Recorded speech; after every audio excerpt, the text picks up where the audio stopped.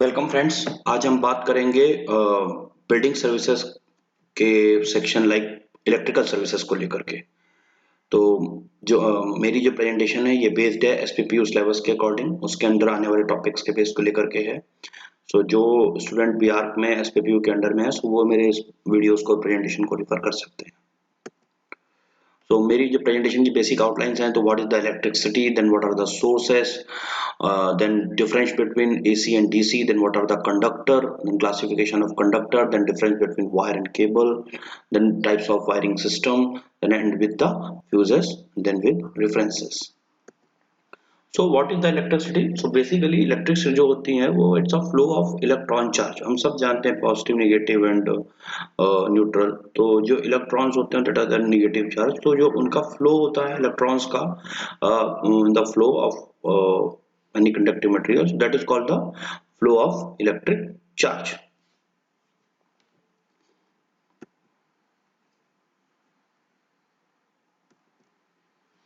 Okay, so इस through animation के through हम इजीली समझ सकते हैं। अब हम सब ने केमिस्ट्री में कहीं ना कहीं सब कुछ ये पढ़ा हुआ है कि जो हाइड्रोजन का होता है वो 1h1 होता है, देन हीलियम 1h2 ऐसे करके एक atomic number and atomic weight होता था। तो जब हम उसको क्लासिफाइड करते थे केएलएमएन और एसपीडीएफ में, शेल एंड सब शेल में, तो एसपीडीएफ को हम इस तरीके से लिखते थे 1s2 2s2 2p6 3s2 3p6।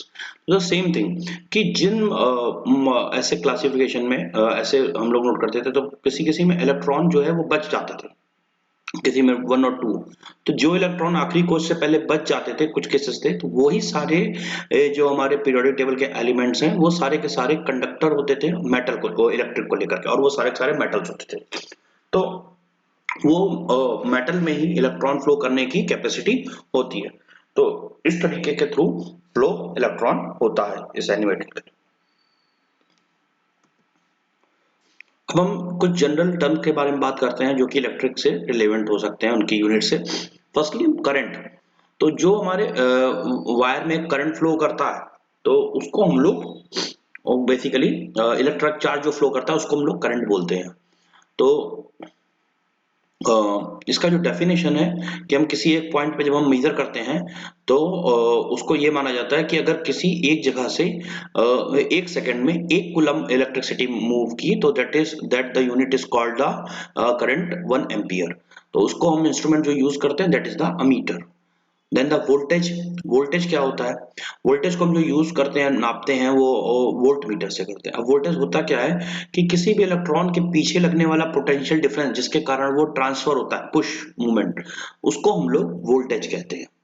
इसको हम लोग जनरली डिफाइन करते हैं कि अगर 1 कूलम इलेक्ट्रिसिटी किसी 1 जूल ऑफ एनर्जी को दी जाए तो then it will have a 1 volt of electric potential होता है।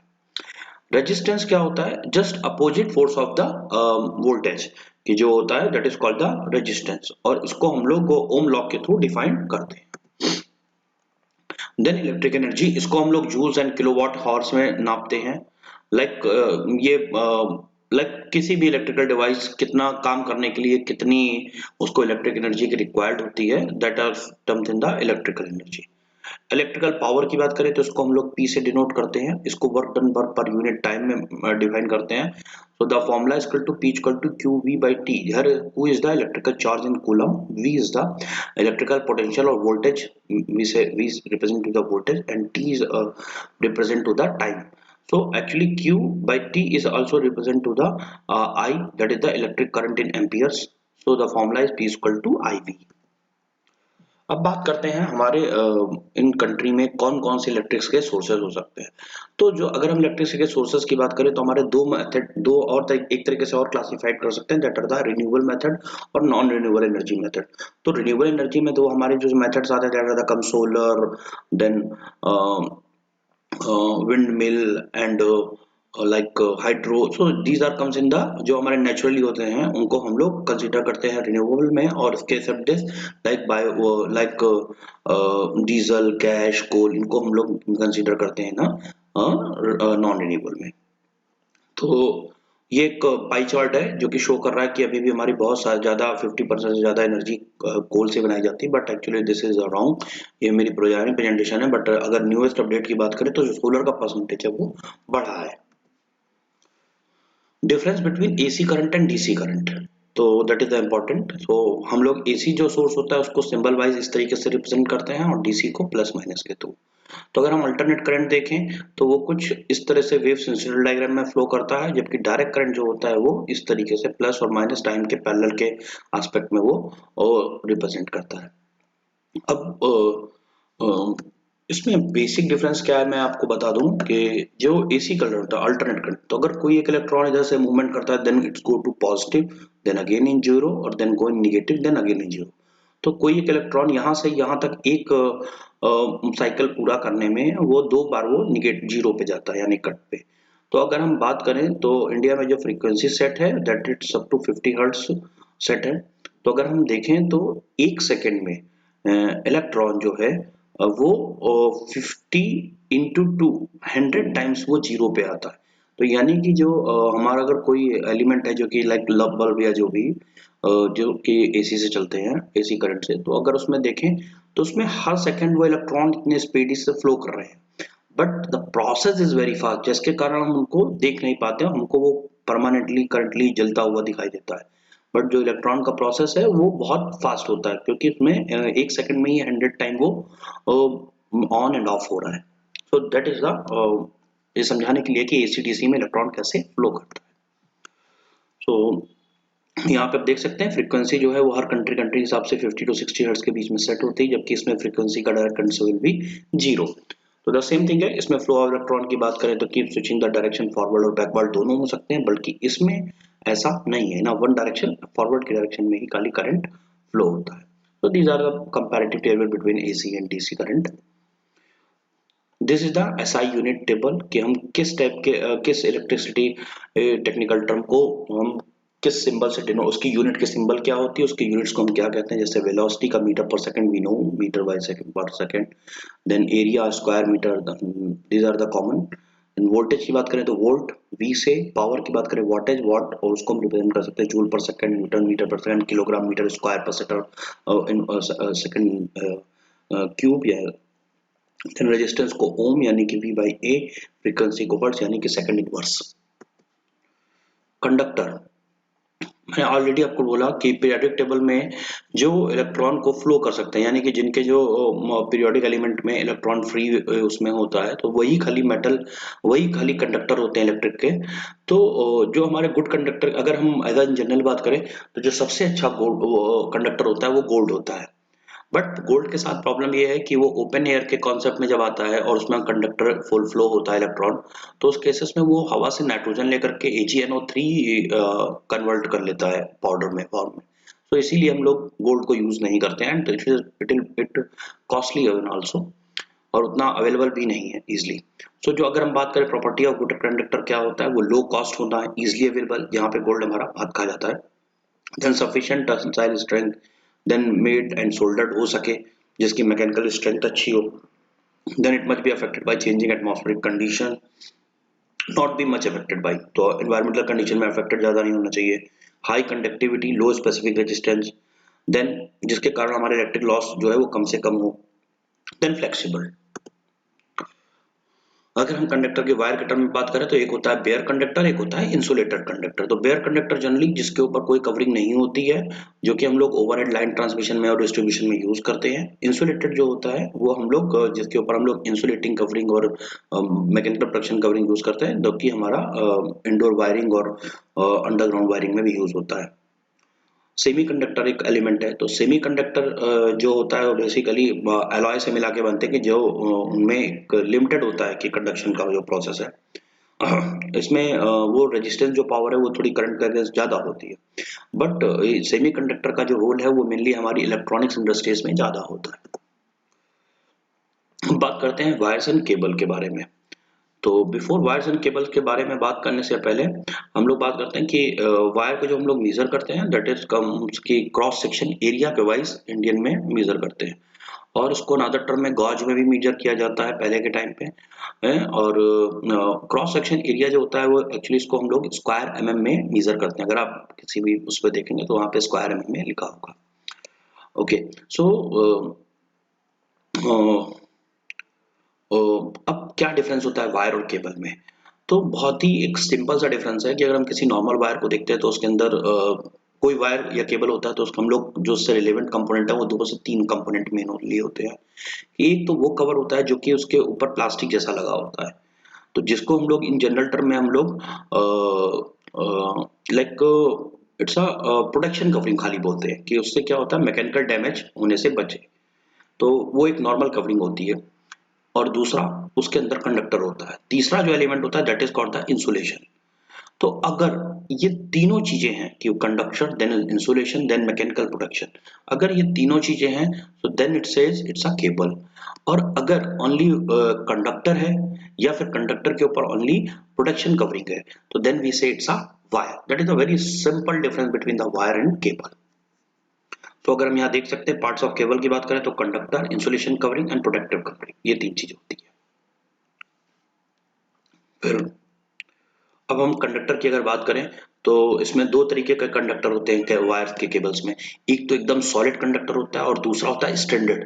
तो जब हम किसी केबल को छीलते हैं या फिर उसको हटाते हैं उसमें से ऊपर की कवरिंग, तो हमको स्ट्रैंडेड कई सारे रेशेस दिखते हैं अलग-अलग कंडक्टर के, काफी सारे।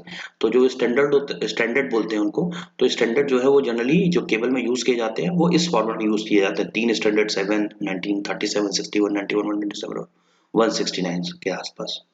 तो ये एक कॉन्सेप्ट है स्टैंडर्ड का।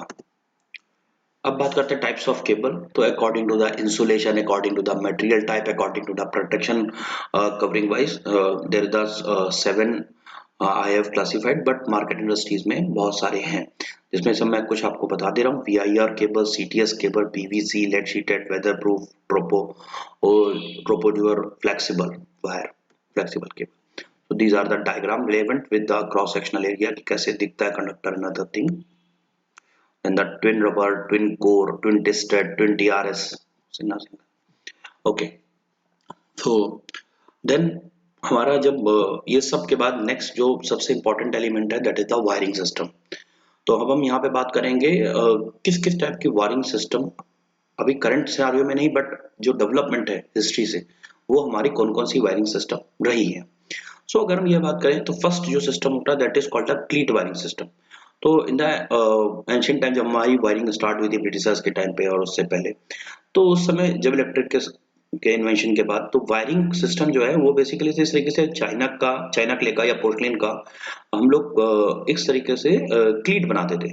तो ये जो पार्ट है क्लीट का लोअर पार्ट है जिसको हम लोग फिक्स करते थे वॉल की सरफेस से, और इसको हम लोग क्या करते थे ऊपर से इसको फिक्स करते थे।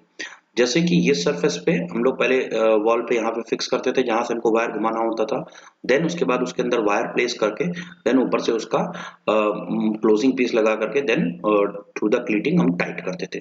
तो इस प्रोसेस के थ्रू हम क्लीट वायरिंग करते थे। अगर हम मॉडर्न टाइम में बात करें तो इस समय भी क्लीट सिस्टम होता है। हम लोग एक लूज वायर को ऐसे ही हैंग करने के लिए जो यू टाइप की क्लिप जिसमें खाली ओनली एक नेलिंग ऑप्शन होता है उस तरीके से यूज करते हैं। तो that is a modern term. तब चाइना के लिए एज अ मटेरियल यूज होती थी, अभी एज अ प्लास्टिक यूज होता है। तो अब इस वायरिंग का फायदा क्या होता था और नुकसान क्या होते थे। तो इस वायरिंग का सबसे बड़ा फायदा ये होता था कि अगर कहीं फॉल्ट हो रहा है तो वो हमको इजीली डिटेक्ट हो जाता था। नुकसान क्या था कि फर्स्टली की तो एस्थेटिक नहीं होता था, दूसरा डस्ट और डल्ट का ऑप्शन बहुत होता था इसके ऊपर लगता था, और तीसरा ये होता था मैकेनिकल डैमेज, यानी कि किसी का हाथ लग के वायर खींच सकता था, एक्सीडेंट होने के चांसेस बहुत हो सकते थे। तो ये एक इशू इस वायरिंग के साथ थे। These are advantage disadvantage I already told you. Then उसके बाद बात आया कि किसी वायरिंग को एस्थेटिक अपील कैसे ले जाए। तो उस एस्थेटिक अपील के लिए in Britishers time they have design the system wooden casing capping. तो the concept is the casing capping. अब वो मटेरियल जो है वो वुडन का है। इन द करंट सिनारियो यही सेम चीज हमारी पीवीसी में अवेलेबल है कि जिसमें एक बॉक्स जैसे सिस्टम के उसके अंदर फर्स्टली हम एक यूज टाइप का सेक्शन होता है जिसको हम लोग पहले दीवार में प्लेस कर देते हैं और देन उसके अंदर वायरिंग, देन उसके ऊपर पूरी लेंथ वाइज कैप। अब इसमें भी सेम सिस्टम था कि पूरी वुडन की बॉक्स जैसी पट्टियां हम बना करके उनको वॉल्स पे फिक्स करते थे, देन उसके अंदर वायरिंग रन करते, देन उसके ऊपर उसका क्लोजिंग पीस लगाते थे। दैट और द वुडन केसिंग केपिंग। अब अगर जब ज्वाइनरी और उस पे बात आता था कि हम उनको कॉर्नर्स पे और कैसे ले जाएंगे, तो इस तरीके से कुछ पीसेस यूज किए जाते जिनमें ऐसा 45 डिग्री पे वायर को टर्न किया जाता था। ऐसे काफी सारे एलिमेंट थे। तो अगर हम उसके एडवांटेज और डिसएडवांटेजेस की बात करें, तो सबसे जो कॉमन एडवांटेजेस क्या थे कि अगर कहीं कुछ लूज हुआ या क्लीट हुआ, तो पूरी पूरी वायरिंग जो है वो शैग हो जाती थी वुडन के साथ, क्योंकि वुडन के साथ ये प्रॉब्लम होती थी। दूसरा एक प्रॉब्लम क्या था कि in case of like fault या in case of any wire का, तो देन उस केस में फायर के चांसेस ज्यादा होते थे क्योंकि लकड़ी आग पकड़ सकती थी। देन तीसरा केस क्या होता था कि हमको फिर वायर का सिलेक्शन, देन एक्सपर्ट वर्कमैनशिप हमको रिक्वायर्ड होती थी। तो ये सब हमारे थोड़े से डिसएडवांटेजेस थे। प्रॉफिट एक था कि एक डस्ट डर्ट फैक्टर और दूसरा एस्थेटिक अपील हमारी इसमें ज्यादा अच्छी थी। तो ये हमारे प्लस पॉइंट थे। दूसरा प्लस पॉइंट था कि हमको जो मैकेनिकल डैमेज वाला फैक्टर था कि कहीं से वायर टूट सकता था, तो ये चीज हमारा कम हो गया। बट अनदर पॉइंट कि हम इजीली फॉल्ट जो है वो चेक नहीं कर सकते थे। That is a problem with this wiring system. The other things are dimension and the fixing, and I have written in the presentation, so you can check it. Then the third one is the CTS or TRS wiring system.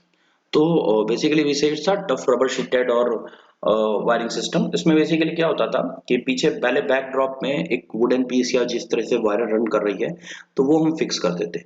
Then उसमें हम इस तरीके की belt style वाली जैसे thing में clip और joint clip और लिंक क्लिप हम इंस्टॉल करते थे। फिर हम वायर को उसमें प्लेस करते थे, एंड देन जैसे हम लोग इन डेली लाइफ में, रूटीन लाइफ में बेल्ट टाइट करते हैं, then we just tighten the clip. उसके थ्रू हम वायर को वो पूरे में रन करते थे अपने प्रोजेक्ट में। सो करेंटली में भी ये सिस्टम है। कई जगह पे हम लोग कंप्यूटर और इन जगह जहाँ पे ज्यादा वायर्स इकट्ठा हो जाती हैं, तो वहाँ पे एक प्लास्टिक क्लिप्स आती है कि जिनमें हम उसको क्लिक करके टाइटन कर देते हैं, सारे वायर को एक साथ कर देते हैं। तो वो अभी करंट सिनेरियो में वो प्लास्टिक ने जगह ले ली है। So that type of system is called the CTS और TRS वायरिंग सिस्टम। अब इनका फायदा क्या होता था बेसिकली कि लिटिल बिट ये एस्थेटिक अपील करते थे कंपैरेटिवली। ये दोनों के बीच में थे, वुडन केसिंग केपिंग और प्लेट। दूसरा, हम फॉल्ट इजीली डिटेक्ट कर सकते थे, थोड़ा अपीयरेंस गुड था, थोड़ा कम स्किल्ड लेबर हमको इसके लिए रिक्वायर्ड था। तो एंड दूसरा जो प्रोटेक्शन फ्रॉम डैम्पनेस है वो हमारा इसके लिए केस में एक्सेलेंट था। अब करंटली सिनेरियो में जो हमारा सबसे ज्यादा यूज होता है that is called the conduit wiring system. पहले टाइम में हम इसमें भी VIR वायर और ये सब केबल रन कर रहे थे, लेकिन अभी जो हमारा सबसे इम्पोर्टेंट है that is the conduit wiring. अब ये कंड्यूट वायरिंग सिस्टम जो है वो दो तरीके से यूज किया जाता है कि अगर कंड्यूट हमारा सरफेस पे रन कर रहा है, तो that is the first method. और दूसरा हमारा जो होता है कि कंसील्ड, जिसमें हमारे वायरिंग जो सिस्टम है वो हमको दिखता नहीं है।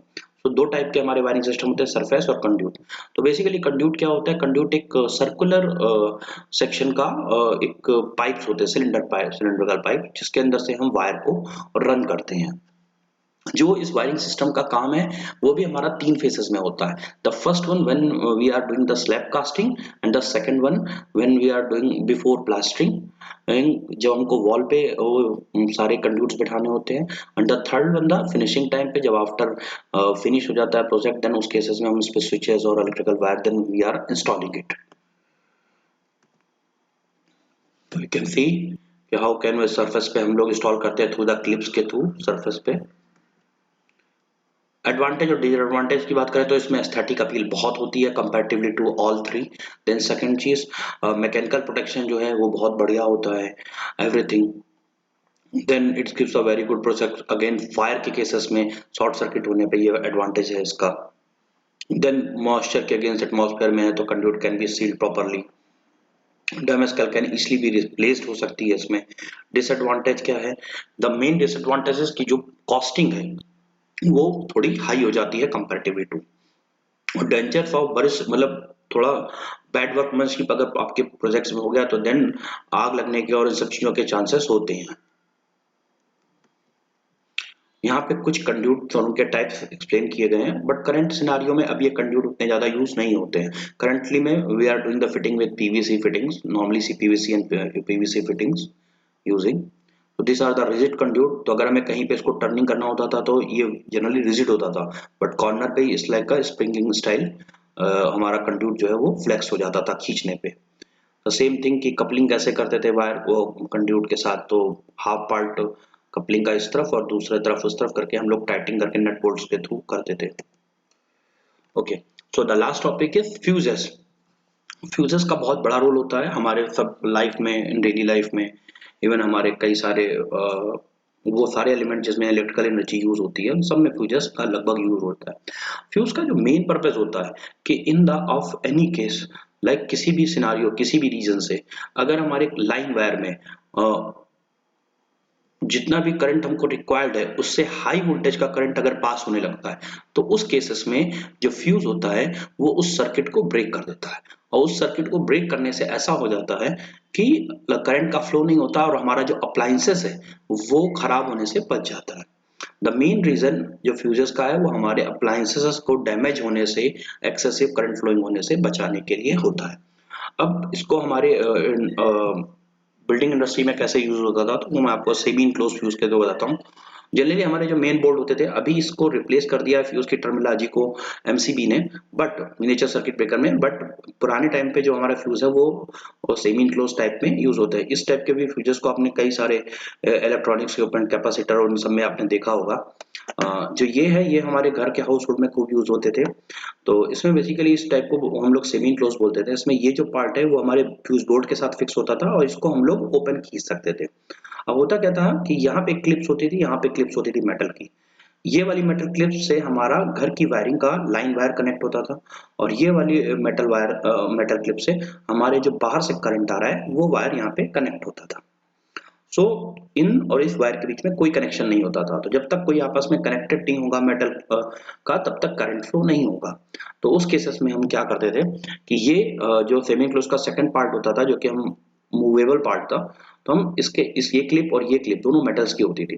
तो इन दोनों मेटल क्लिप के बीच में हम लोग एक कैलकुलेशन करने के बाद कि हमको कितना वोल्टेज रिक्वायर्ड है उसके हिसाब से हम यहाँ पे एक कॉपर का एक वायर प्लेस करते थे, यहाँ से लेकर के यहाँ तक।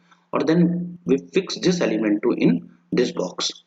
तो होता क्या था कि जब करंट वायर से यहाँ पे करंट पास होता था तो देन वो इस क्लिप में आता था। इन क्लिप में इस वायर के कनेक्शन के थ्रू हमारे करंट घर की करंट वायर लाइन में या फिर प्रोजेक्ट के वायर में लाइन में करंट लाइन में फ्लो होता था current. But in the case कि बाहर से किसी सिनेरियो की वजह से, किसी भी रीजन की वजह से कुछ करंट वोल्टेज में फ्लक्चुएशन हुआ और वो बढ़ के आया करंट वोल्टेज, तो उस केसेस में ये जो हमारा वायर होता था वो इस जॉइंट पे यहाँ पे कहीं पे मेल्ट हो जाता था। तो मेल्ट होने के कारण इट्स अ ब्रेक। तो वो ब्रेक होने के कारण ये वायर यहाँ पे टूट जाता था। तो उसके रीजन के थ्रू हमें करंट जो है हमारे इंटीरियर में या फिर इनर बिल्डिंग में फ्लो नहीं होता था, जिसके कारण हमारे अप्लायंसेस जो हैं वो हाई वोल्टेज आने के कारण डैमेज होने से बच जाते थे। So these are the functioning of the fuses. So this is the last topic of my electrical. There are few topics are left like switches and other things, appliances. So we are covered individually. So thank you so much. These are some references where I have majorly taken reference from Shaluppa electrical wiring estimation and cost. So you can also refer any book I have listed here. Thank you. Or if you want this presentation, you can check my caption. I have mentioned the Google Drive link. You can access my presentation freely. And if you have any suggestions, so please comment it. And thank you so much.